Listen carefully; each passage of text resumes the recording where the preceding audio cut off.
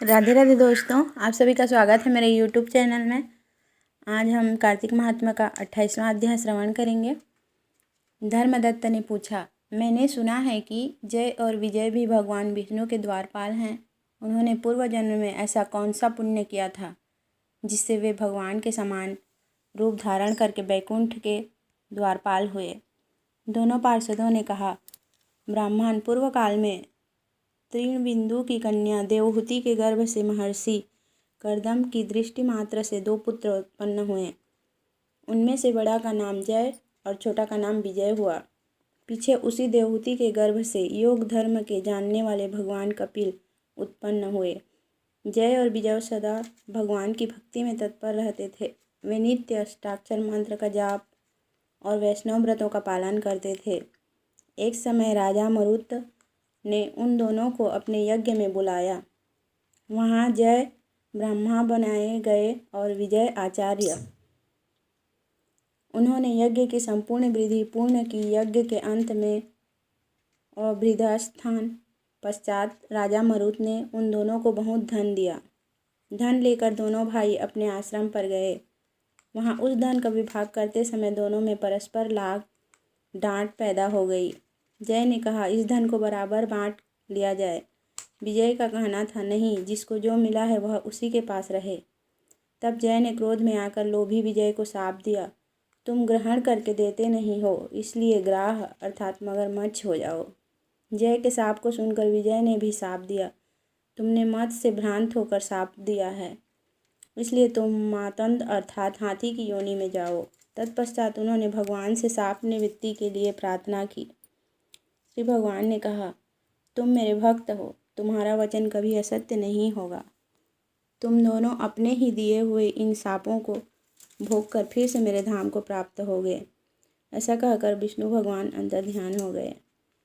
तदंतर वे दोनों गण नदी के तट पर ग्राह और गज हो गए। उस योनि में भी उन्हें पूर्व जन्म का स्मरण बना रहा और वे भगवान विष्णु के व्रत में तत्पर रहे। किसी समय वह गजराज कार्तिक मास में स्नान के लिए गंड नदी गया तो उस समय ग्राह ने शाप के हेतु को स्मरण करते हुए उस गज को पकड़ लिया। ग्राह के पकड़े जाने पर गजराज ने भगवान रमानाथ का स्मरण किया। तभी भगवान विष्णु शंख चक्र और गदा धारण किए वहाँ प्रकट हो गए। उन्होंने चक्र चलाकर ग्राह और गजराज का उद्धार किया और उन्हें अपने ही जैसा रूप देकर बैकुंठ धाम को ले गए। तब से वह स्थान हरिक्षेत्र के नाम से प्रसिद्ध है। वे ही दोनों विश्वविख्यात जय और विजय हैं जो भगवान विष्णु के द्वारपाल हुए हैं। धर्मदत्त, तुम भी ईश्वर द्वेष का त्याग करके सदैव भगवान विष्णु के व्रत में स्थिर रहो। समदर्शी बनो। कार्तिक माघ और वैशाख के महीने में सदैव प्रातःकाल स्नान करो। एकादशी व्रत के पालन में स्थिर रहो। तुलसी के बगीचे की रक्षा करते रहो। ऐसा करने से तुम भी शरीर का अंत होने पर भगवान विष्णु के परम पद को प्राप्त होगे। भगवान विष्णु को संतुष्ट करने वाले तुम्हारे इस व्रत से बढ़कर न यज्ञ है, न दान और न ही तीर्थ है।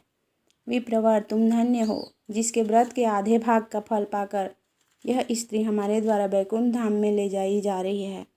नारद जी बोले, हे राजन, धर्मदत्त को इस प्रकार उपदेश देकर वे दोनों मानधारी पार्षद उस कलहा के साथ बैकुंठ धाम को चले गए।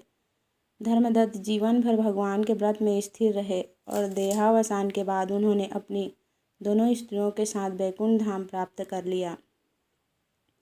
इस प्राचीन इतिहास को जो सुनता है और सुनाता है वह जगत गुरु भगवान की कृपा से उनका सानिध्य प्राप्त कराने वाली उत्तम गति को प्राप्त करता है। 28वां अध्याय संपूर्ण। जय श्री कृष्ण। राधे राधे।